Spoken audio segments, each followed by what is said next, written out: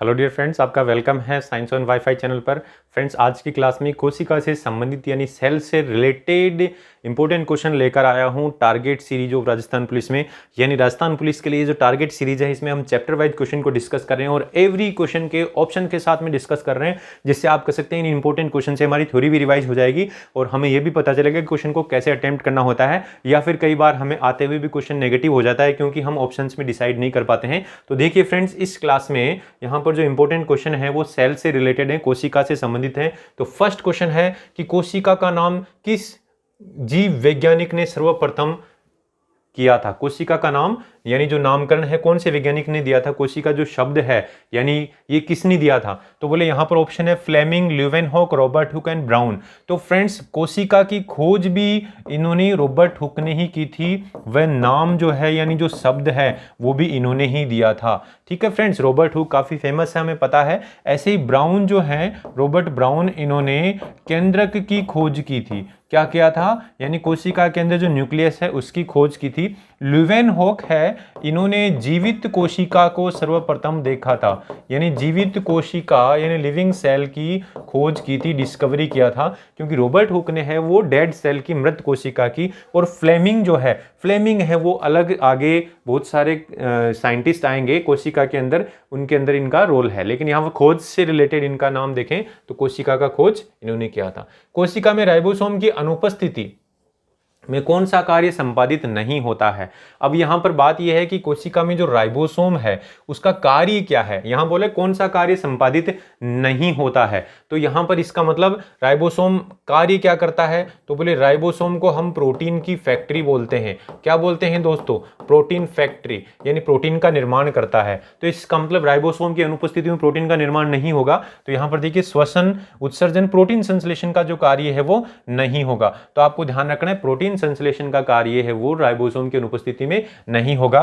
श्वसन की किसकी वजह से होता है, बोले कोशिका में जो श्वसन है वो माइटोकॉन्ड्रिया करता है। रेस्पिरेशन कौन करता है दोस्तों, माइटोकॉन्ड्रिया करता है। तो माइटोकॉन्ड्रिया नहीं होगा तो श्वसन का कार्य नहीं होगा। उत्सर्जन का कार्य क्या कौन करता है, तो दोस्तों वैसे कोशिका के अंदर अगर उत्सर्जन की बात करें तो हालांकि ऐसे कोई फिक्स स्ट्रक्चर नहीं है, लेकिन फिर भी हम लाइसोसोम को कह सकते हैं कि वो लाइसोसोम कुछ हद तक चीज़ों को पचाता है और उनको खत्म कर देता है। ऐसे प्रोटीन संश्लेषण राइबोसोम के द्वारा होता है और कार्बोहाइड्रेट संश्लेषण कोशिका में होने वाली एक जैविक क्रिया है जो चलती रहती है।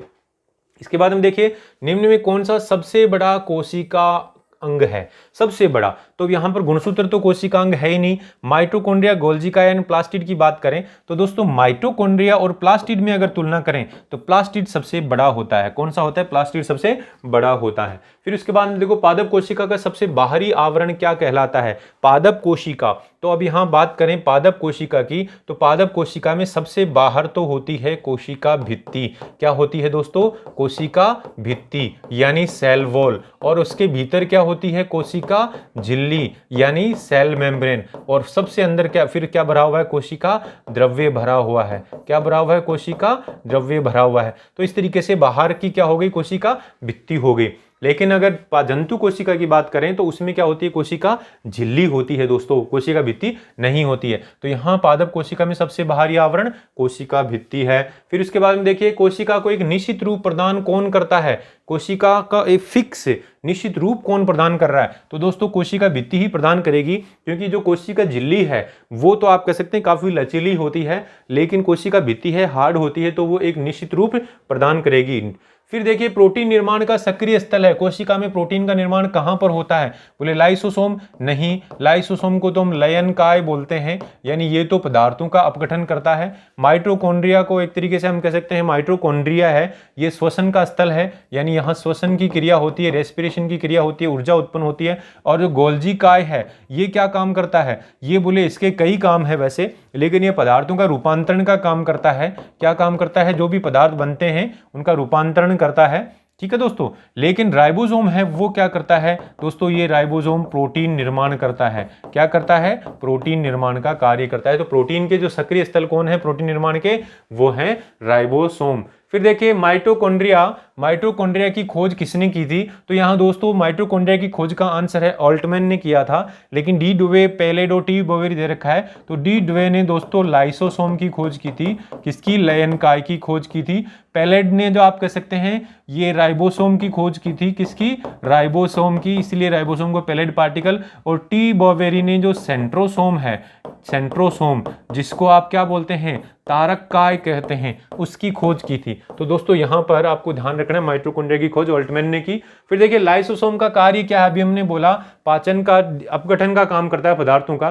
तो प्रोटीन संश्लेषण का काम तो नहीं करता, प्रोसेसिंग और पैकेजिंग का काम भी नहीं करता, वसा संश्लेषण का काम भी नहीं करता। ये क्या करता है? अंतःकोशिकीय पाचन, यानी एक तरीके से पाचन का काम करता है। तो प्रोटीन संश्लेषण का काम कौन करेगा? तो बोले राइबोसोम है, वो प्रोटीन संश्लेषण का काम करता है। फिर प्रोसेसिंग तथा पैकेजिंग का काम ये गोल्जी काय करता है। दोस्तों कौन करता है? गोल्जी काय करता है। अंतःकोशिकीय पाचन का हमने देख लिया, लाइसोसोम करता है। वसा संश्लेषण कौन करता है? तो वसा संश्लेषण आप कह सकते हैं जो चिकनी अंतःप्रद्रवी जालिका होती है। कौन होती है? चिकनी अंतःप्रद्रवी जालिका, वो क्या करती है? यानी endoplasmic reticulum, smooth endoplasmic reticulum, वो क्या करती है दोस्तों? शॉर्ट में उसे SER बोलते हैं, स्मूथ एंडोप्लाज्मिक रेटिकुलम। तो वो क्या करती है? वसा का संश्लेषण करती है। फिर देखिए माइटोकॉन्ड्रिया किसमें अनुपस्थित होता है, किसमें नहीं होता? तो हम यहां बात करेंगे कि माइटोकॉन्ड्रिया एक दोहरी झिल्ली युक्त कोशिकांग है। क्या है ये? दोहरी झिल्ली युक्त कोशिकांग है। दोहरी झिल्ली यानी डबल मेम्ब्रेन वाला कोशिकांग है। और फिर एक कंसेप्ट की बात करें तो हमारे पास जो कोशिकाएं हैं वो दो प्रकार की होती हैं, प्रोकैरियोटिक एंड यूकैरियोटिक।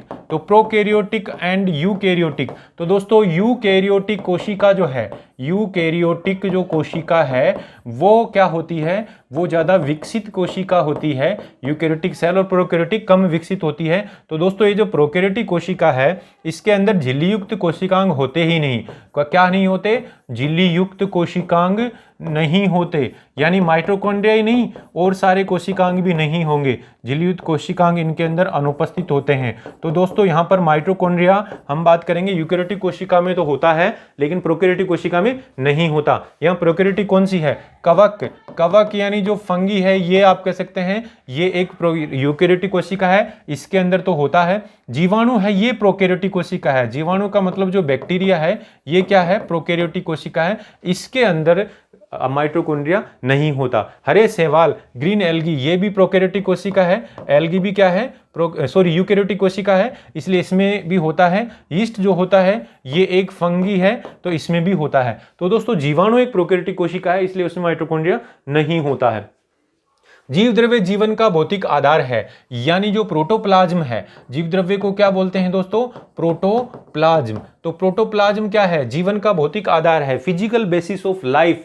यानी अगर प्रोटोप्लाज्म यानी जीव द्रव्य है तभी लाइफ संभव है, यानी कोशिका के भीतर जो जीव द्रव्य होता है अगर वो है तभी लाइफ संभव है। तो ये शब्द किसने दिया था, ये कथन किसने दिया था? तो आपको याद रखना है GBH हक्सले नाम के वैज्ञानिक ने ये दिया था। आपके लिए काफी इंपॉर्टेंट टर्म है। तो दोस्तों प्रोटोप्लाज्म जो है वो जीवन का भौतिक आधार है, ये किसने बोला? हक्सले ने बोला। तो देखिए कोशिका होती है, ये कोशिका भित्ति है मान लीजिए, और इसके भीतर ये कोशिका झिल्ली है, ये भी मान लीजिए। तो अब हम ये कह सकते हैं इसके अंदर अन्य कोशिकांग है, केंद्रक हैं, बाकी सारे अन्य कोशिकांग हैं। तो दोस्तों इस कोशिका के भीतर क्या है? बोले कोशिका के बाहर की तरफ कोशिका भित्ति और कोशिका झिल्ली है, लेकिन ये अंदर भरा हुआ ये क्या है? बोले यही जीव द्रव्य है। क्या है दोस्तों? ये जीव द्रव्य है। तो जीव द्रव्य अगर मान लीजिए है तभी कोशिका जीवित है, तभी कोई जीवन है। इसीलिए बोले जीवन का भौतिक आधार है जीव द्रव्य। और ये शब्द किसने दिया? बोले ये हक्सले ने दिया, ये टर्म हक्सले ने दी। तो दोस्तों इस प्रकार से इंपॉर्टेंट क्वेश्चन थे जो राजस्थान पुलिस के लिए इंपॉर्टेंट है, जनरल साइंस के जो से संबंधित क्वेश्चन है और कोशिका से संबंधित इंपॉर्टेंट क्वेश्चन है। तो ऐसे ही क्वेश्चन आपको रोजाना मिलते रहेंगे। वीडियो को लाइक और शेयर कर दीजिए और साथ में चैनल को भी सब्सक्राइब कर दें और बेल आइकन को भी दबा दें ताकि आने वाले इंपॉर्टेंट क्लासेज आपको मिलती रहें। और फ्रेंड्स ऐसे ही आपको रोजाना क्वेश्चन मिलते रहेंगे जब तक एग्जाम होनी है तब तक, और आप अपनी तैयारी को स्ट्रॉन्ग कर सकते हैं। यानी 10 मिनट की क्लास के अंदर आप क्वेश्चन भी प्रैक्टिस कर सकते हैं और साथ में इन क्वेश्चन के थ्रू अपनी थ्योरी को भी स्ट्रॉन्ग कर सकते हैं। तो दोस्तों मिलते हैं नेक्स्ट क्लास में। Thank you.